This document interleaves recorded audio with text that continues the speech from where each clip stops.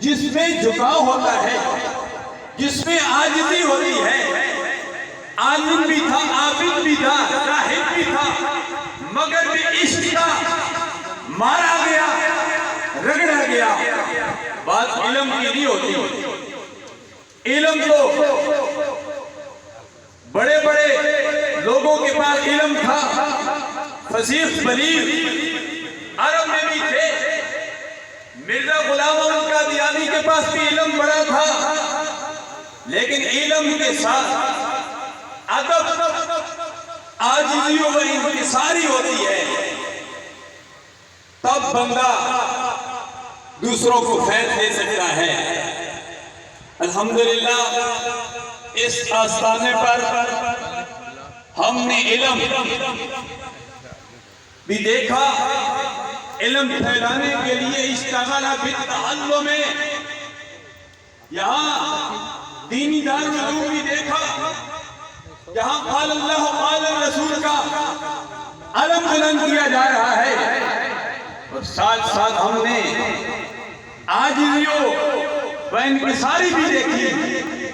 یہ آستانہ صرف علم کا نہیں، عمل کا نہیں، تدبر کا نہیں، فہم و فراست کا نہیں، بلکہ یہ آستانہ عاجزی و انکساری کی عظیم یونیورسٹی۔ آج اس عظیم یونیورسٹی سے ہم فیض لینے کے لیے آئے ہیں۔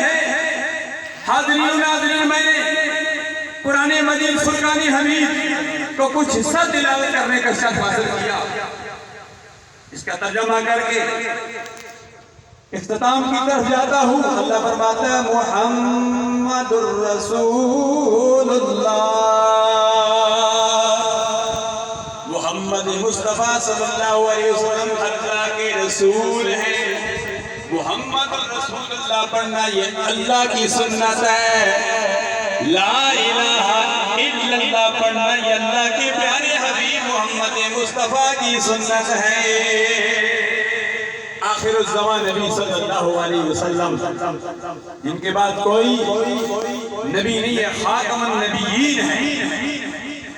پیر قمر الدین سیالوی علیہ رحمت 70 کی دہائی میں جنہوں نے جمعیت علماء پاکستان کے ساتھ کھڑے تھے، امام شام نورانی علیہ رحمت کی قیادت میں سب کو اکٹھا کیا، مقام مصطفیٰ کے تحفظ کے لیے، نظام مصطفیٰ کے نفاذ کے لیے۔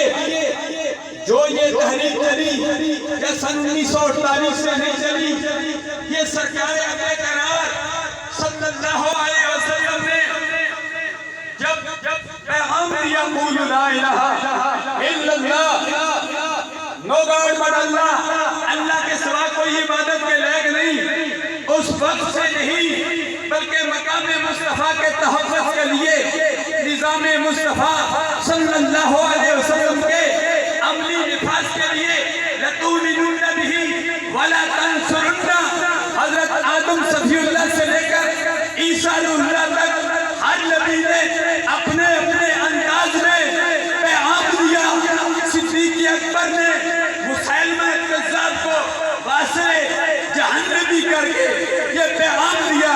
امام شام نورانی علیہ رحمت نے اور جید علماء کرام نے اسمبلی کی ممبران نے 73 کا عید دے کر 7 ستمبر سن 1973 کو یہ پیغام دیا، اے دنیا میں رہنے والوں، آخری دم